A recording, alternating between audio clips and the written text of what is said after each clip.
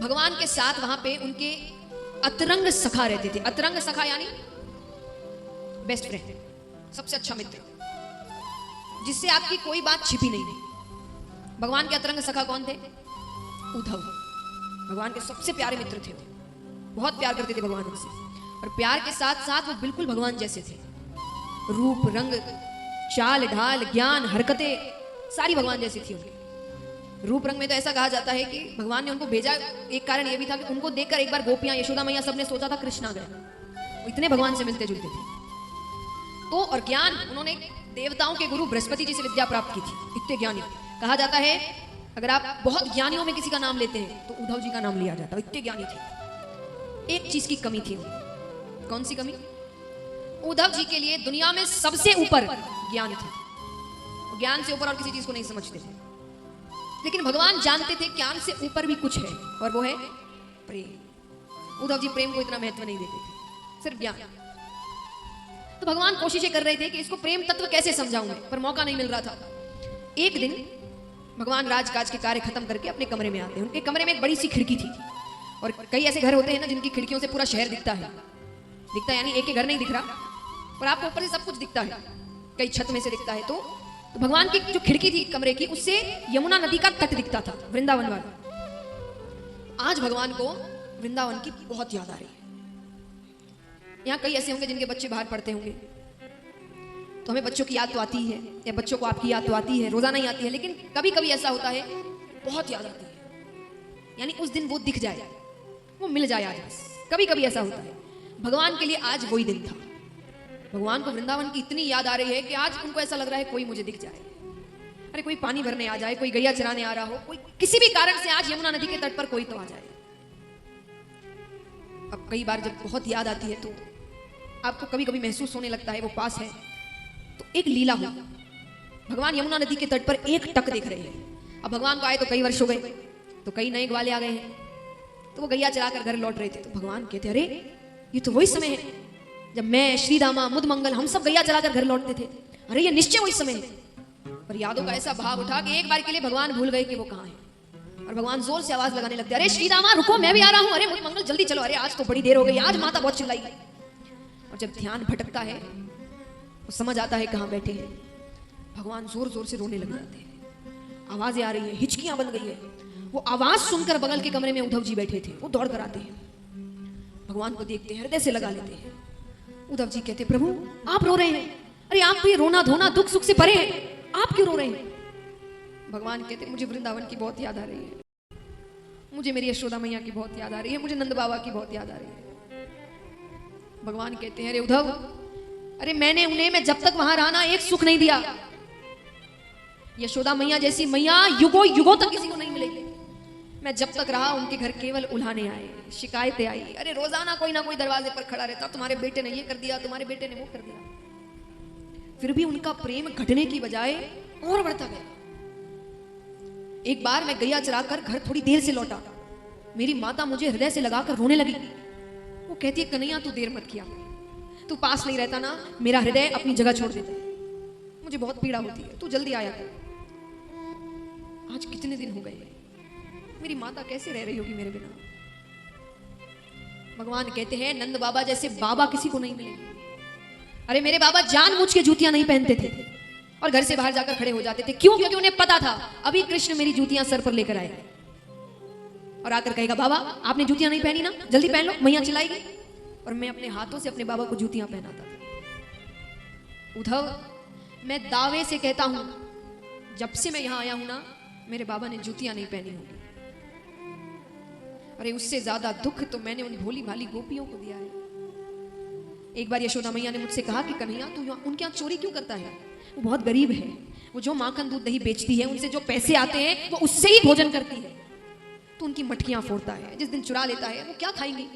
तो मैं कई दिनों तक चोरी करने नहीं गया। कुछ दिनों बाद वो सब की सब हमारे घर आ गई, आकर कहती है यशोदा कन्हैया सिर्फ तेरा ही बेटा है क्या, हमारा कुछ नहीं? चोरी करता है तो करने दो, मटकियां फोड़ता है तो फोड़ने दो, पर असल में गरीब तो हम उस दिन हो जाएंगे जिस दिन कन्हैया हमारे घर आना छोड़ देगा। अरे भोजन तो उस दिन नहीं करते जिस दिन वो घर चोरी करने नहीं आता। कभी मत कहना हम गरीब हैं, वो जब तक पास है हमसे ज्यादा अमीर कोई नहीं। भगवान कहते हैं उससे भी ज्यादा दुख मैंने अपनी राधे को दिया है। इतना प्यार किया उससे, मैंने सबसे ज्यादा दुखी उसे दिया। भगवान कितनी देर तक राधे राधे राधे कहकर रोने लगे। सोचिए यहाँ कितने हैं जिनकी आंखों में आंसू आ गए हैं। उद्धव जी पर इतना सा भी असर नहीं पड़ा। उद्धव जी कहते प्रभु इतना ही था तो आप उन अनपढ़ गवार ब्रजवासियों को ज्ञान से समझा सकते थे। अनपढ़ गवार। भगवान कहते तुम्हें कैसे पता वो अनपढ़ है? वो कहां गुरुकुल गए होंगे? उनका काम तो दूध दही बेचना है। भगवान कहते ऐसे तो मैं भी एक ही वर्ष गुरुकुल गया। एक वर्ष में कोई कितना सीख लेगा? आप बच्चे को क्लास 1 में डालो, वो सीख गया जिंदगी भर। भगवान कहते हैं मैंने एक वर्ष में गुरुकुल मेरा, मैं कितना सीख लूंगा फिर? उद्धव जी कहते हैं अरे प्रभु ज्ञान की शुरुआत ही आपसे होती है, आप ही ज्ञान है। भगवान समझ गए ये मौका अच्छा है। भगवान ने कहा सही कहा, मैं ना कर सका, मैं ना समझा सका उन्हें। तुम जाओ, तुम ब्रज जाओ, नंद बाबा से मिलो, यशोदा मैया से मिलो, गोपियों से मिलो और उनको समझाओ कि ये रोना धोना प्यार ये सब छोड़े और ज्ञान मार्ग पर चले। अब उद्धव जी को इतना भरोसा है अपने ज्ञान पर, उन्होंने कहा ठीक है। भगवान ने कहा पर वस्त्र बदल के जाओ। भगवान ने उन्हें अपना पीतांबर दिया, अपना मुकुट दिया, अपने कुंडल दिए। उद्धव जी ने कहा इन सब की क्या जरूरत? बोले इनके बिना बात करना तो दूर, कोई तुम्हें देखेगा भी नहीं। इस वजह से, इन चीजों की वजह से, मेरी सुगंध से उन्हें एक बार के लगेगा मैं आ गया, तो वो आंख उठाकर तुम्हें देखेंगे। ठीक है, जाते हैं, वृंदावन पहुंचते हैं। कुछ गोपियां जा रही थी, उससे कहा ये नंद बाबा का घर कौन सा है? गोपी ने कहा मथुरा से आए हो। तुम्हें कैसे पता? अरे मथुरावासी पूछते हैं, वरना इस ब्रज में कृष्ण का घर किसी को ना पता हो ऐसा हो सकता है? गोपियों ने कहा ये जो जल जा रहा है ना नीचे बहता हुआ, इसके साथ साथ जाओ, ये जहां जाकर रुकेगा वो नंद बाबा का घर है। गोपियां कहती है इसको साधारण जल मत समझना, ये जब से तुम हमारे कृष्ण को लेकर गए हो ना तब से नंद बाबा और यशोदा मैया के जो अश्रु जल बह रहे हैं ना, ये वो जल है। सब कुछ तो लेकर चले गए, क्या लेने आए हो? ठीक है, जाते हैं, नंद बाबा के घर पहुंचते हैं, आवाज लगाते हैं नंद बाबा, ओ नंदराय जी। एक साधारण व्यक्ति की आवाज आती है, कौन? अरे मैं उद्धव हूं, कृष्ण का मित्र, उसका संदेश लेकर आया हूं। एक व्यक्ति बाहर आता है, दुबला पतला शरीर, झुर्रियां पड़ गई है, आंखें अंदर तक धसी हुई, कांपती हुई आवाज, कहो मैं नंदराय हूं। भगवान ने सबका हुलिया बताया था, कौन कैसा दिखता है। भगवान ने नंद बाबा को जो हुलिया बताया वो उससे इतना भी मेल नहीं खा रहा। अब देखिए, प्रेम को माने ना माने, पर पिता तो वो भगवान के थे। तो उद्धव जी ने उनके चरण छुए, माफ करना बाबा मैं आपको पहचान ना सका। अंदर बैठाते हैं,